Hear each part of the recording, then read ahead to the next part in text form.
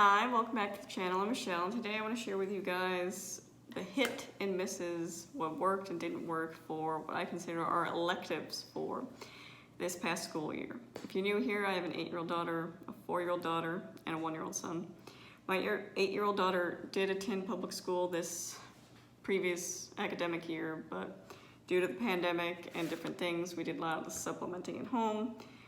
The public school did not offer, obviously, any electives. She just had an instruction in math and ELA. And that was through an iPad, live Zoom classes. So there was nothing else provided. So I definitely felt the need to supplement a lot of those electives that were missing. So let's start with the things that didn't work. So there was no science really or anything like that provided by the school, which I guess in 2nd grade they probably in public school don't really dive deep into science, but I asked my kids what my 8-year-old and 4-year-old what they were interested in learning, and they said they wanted to learn about animals. So I came across this Good and Beautiful Mammals unit, and it seemed like a good fit. And I don't know why I keep trying the Good and Beautiful one. It just doesn't work from our family. Like every time I try it, it just doesn't work. I think it's very pretty. I think it's very open and go, laid out, which is convenient, but it just didn't work. My kids found it, we made it through the entire unit. My kids found it just boring. It reminded me very much of kind of what you would see in a public school education setting, actually. Like the text reminded me of something, a textbook you would read in like 4th grade.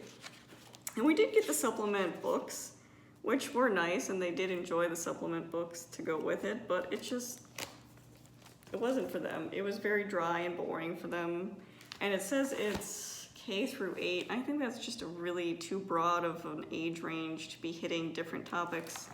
So that was a miss. And the other miss was, you think I would have learned my lesson, but no, I didn't. What did I do? I bought another Good and Beautiful science unit. I really tried with the company, and it's just not a good fit for us. I need to stop trying to buy their stuff. So we tried to do, after mammals, I asked my kids, what do you want to learn about? And they both love rocks, anything to do with rocks. So we did a geology unit. So again, I got the Good and Beautiful Geology K through 8 as usual. And we made it, I think, to the 4th lesson, and I'm like, no, I'm calling it. I purchased everything already, but I'm calling it. We're gonna put it aside. Again, it says K through 8, but it was just really boring. Again, it reminded me of public school textbook curriculum you learn in 4th grade with highlighted vocab words, and it wasn't fun. They weren't having any fun with it. And I think science should be fun. And the best way you're going to learn something, and I'm not one of those, every part of your homeschool should be fun, but it's not gonna stick if they're not enjoying it, if they're not getting something out of it. And they weren't. They just weren't. The videos, again, were boring and dry, and I put it aside. I finally said, enough's enough. I'm not one to purchase something and not want to use it, but I was like, we're done. So what I did is I researched some more options, and this is what we switched to. This is our hit. We switched to elementary geology, the Focus On series, K through 4, and this just was such a better fit. It was definitely more for their age ranges. It comes with a textbook. It's in a hardcover, and it's not long. Each chapter goes into a specific area to learn about. The graphics are really fun. The information isn't overwhelming in any way, but it's still enough. It's a good introduction. It's a good exposure to things without getting too heavy, if that makes sense. So what we did is we would, Tuesdays we'd read the chapter, and then on Thursdays we do experiments, because with every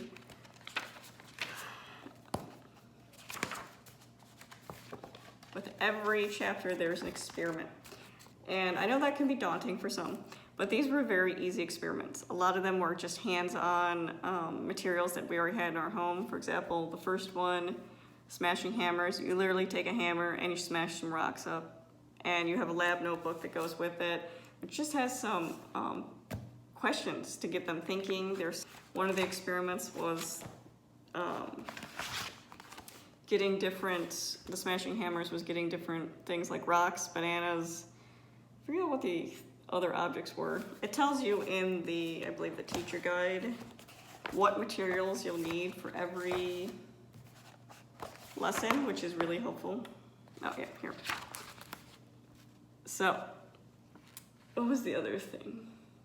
Oh, potato. So they got to smash with a hammer, a toy hammer, like a plastic hammer, and then an actual metal hammer, potatoes, rocks, bananas, and just it tied into how geologists use different tools depending on what they're doing, what the rocks to study them.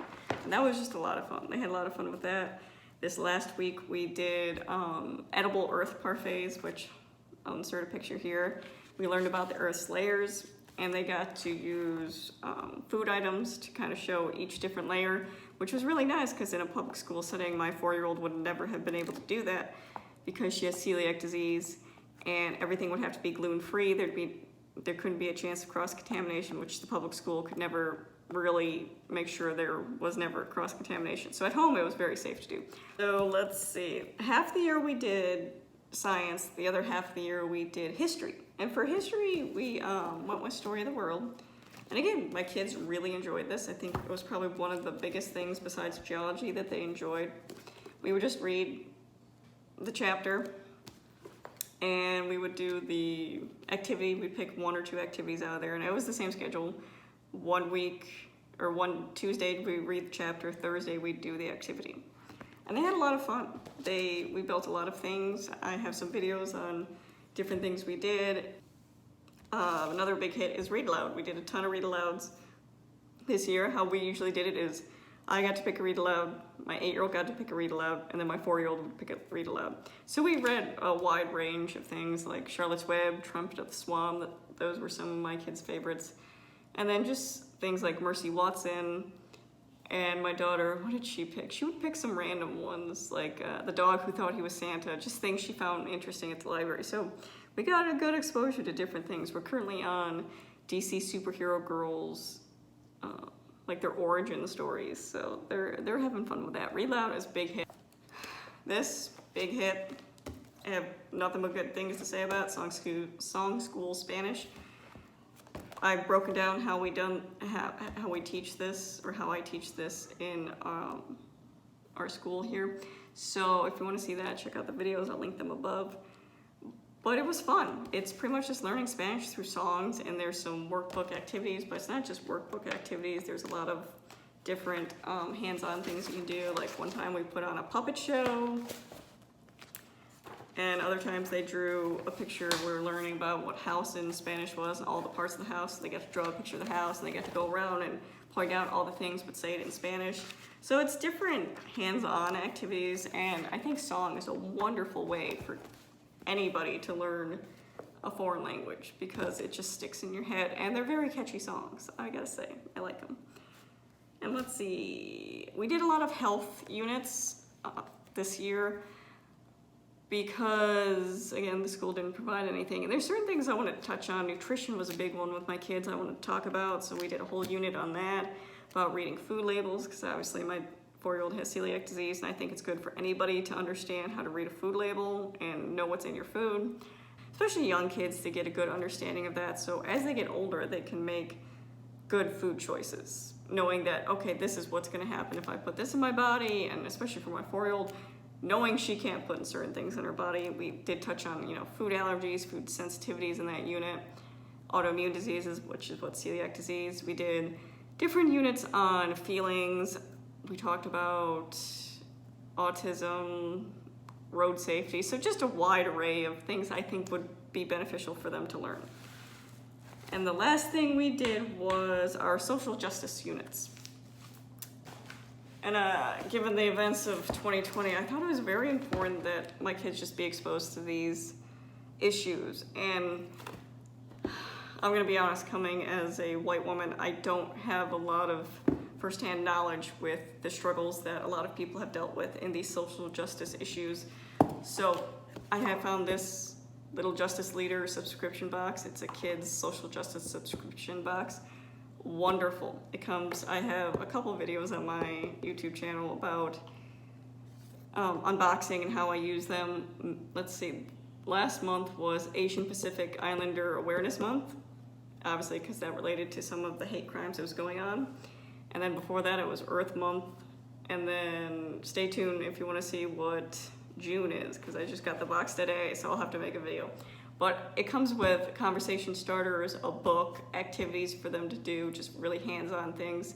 And I find it really helpful as a parent, just getting those conversations started and where to come from. And I really, really appreciate that the people who put the box together, they pull people who are from that group being affected. So it's from those people's perspective. Because I think if you're talking about, for example, Asian Americans, you want resources from that group being affected to really understand what's going on.